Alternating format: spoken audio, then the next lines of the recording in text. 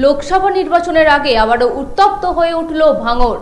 ISF ও তৃণমূলের সংঘর্ষে উত্তপ্ত এলাকা, উভয় পক্ষের সংঘর্ষে আহত হয় বেশ কয়েকজন।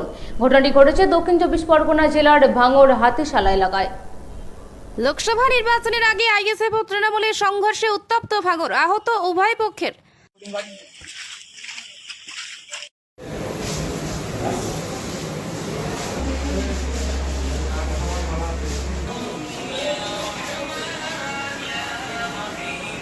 লোকসভা নির্বাচনের আগেই আবারও উত্তপ্ত হয়ে উঠল ভাঙড়। আইএসএফ ও তৃণমূলের সংঘর্ষে উত্তপ্ত এলাকা, উভয় পক্ষের সংঘর্ষে আহত বেশ কয়েকজন। ঘটনাটি ঘটেছে দক্ষিণ চব্বিশ পরগনা জেলার ভাঙড় হাতিশালা এলাকায়। ঘটনার সূত্রে জানা যায়, তৃণমূলের স্থানীয় পঞ্চায়েত সদস্যকে গালিগালাজ করার প্রতিবাদ করায় ঠিক গন্ডগোলের সূত্রপাত। তৃণমূল কর্মীদের মারধরের অভিযোগ আইএসএফ এর বিরুদ্ধে।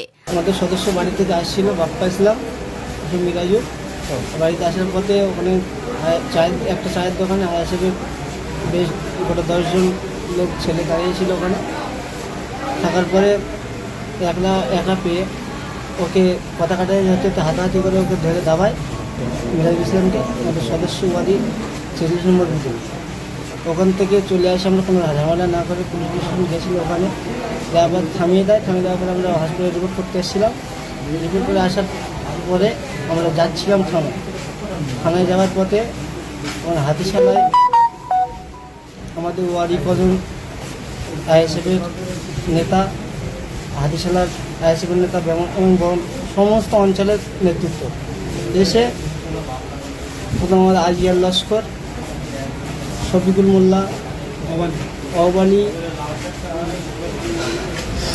হাতিশালার মজনু, মালু, নজরুল, লালচাঁদ, আরও অনেকে ছিল। নাম বলা সম্ভব হচ্ছে না, মুখ থেকে নাম লেখে আবার থানায় রিপোর্ট জমা দেবো আমরা, যেটা পারবে আইনগতভাবে।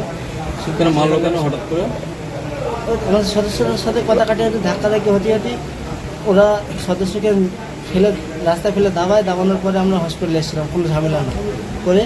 আমরা যখন প্রশাসনে আসবো, প্রশাসন যেটা করবে সেটা। এখন সামনে আপনাকে মারলো কেন?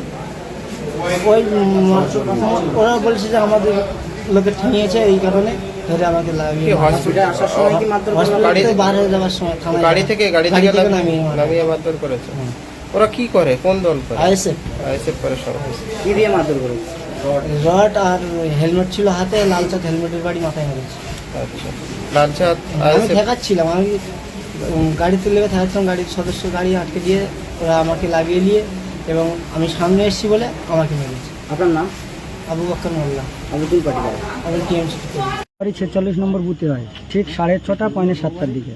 তো ঝামেলা হতে গ্রামের মানুষরা ধাক্কাধুক্কি দিয়ে সরিয়ে দিয়েছে। যে আমাদের যে সদস্য হাজবেন্ড, ওকে ধাক্কা মেরে ফেলে দিয়ে ওকে তলফল করেছে। ও এখানে এসেছিল রিপোর্ট করাতে, মানে হসপিটালে। এখান থেকে রিপোর্ট নিয়ে ইতিমধ্যে আমরা চলে যাচ্ছি। রাস্তার মুখে ওরা গাড়ি আটক করে, পুরো অঞ্চলের লোকজন এসে, আমি সবার নাম জানি না, কিন্তু ওখানে আটকে গাড়ির থেকে নামিয়ে নিয়ে প্রথম গাড়িটা আমরা বার করে দিয়েছি, একটা স্করপিও গাড়ি। দ্বিতীয় গাড়িটা ওই ওরা সব ছিল, ওই লালচাঁদ বলে যে ছেলেটা, হেলমেটের বাড়ি মেরে পুরো বিশাল মান মেরেছে। আমি দৌড়িয়ে পালিয়ে গেছিলাম, ওকেও মেরেছিল, ওটা আমার ভাই হয় রীতিমতো। এবার ফের আমরা সব ফোন করে আসলাম, আমরা আর আসতে পারি না। ফের আমাদের নেতৃত্বদের ডেকে আমাদের 5-6 জনকে মেরেছে। প্রথম ঝামেলাটা ওয়ারি হয়, সদস্যকে মারে, সদস্য রাজনীতিকে। তারপরে আমরা রীতিমতো নিয়ে আসি। সদস্যকে মারতে গেলে কেন, আজকে একটা যেহেতু মিটিং হয়েছে ওদের, ঠিক আছে, তো সদস্য বাড়ির পাশ দিয়ে যায়, এরা মিটিং করছে। ওরা রীতিমতো সন্ধ্যেবেলা চায়ের দোকানে ওই নিয়ে ওকে গালাগালি শুরু করেছে। একা পেয়েছিল, ঠিক আছে। ও এবার কিছু না বলে, যেহেতু একা আছে, এবার ও গিয়ে বলেছে কেন গালাগালি করছিস বলে ওকে রীতিমতো ওখানে ফেলে দিয়ে ধাক্কাধুক্কি মেরে পুরো তল করে, মানে কোনো দাগ দোগ কিছু না। এখানে এসে ডাক্তার দেখেছে, ডাক্তার রিভিউও দিয়েছে। পিঠে খালি 2 জায়গায় ছড়ে গেছিল, বাঁ দিকে পাটায় ওর বিশাল চোট হয়েছে। আইএসএফ এর পাল্টা অভিযোগ তৃণমূলের বিরুদ্ধে। সংঘর্ষে আহত হয় উভয় পক্ষের বেশ কয়েকজন। ঘটনাস্থলে পোলেরহাট থানার police. Bureau report, PB news.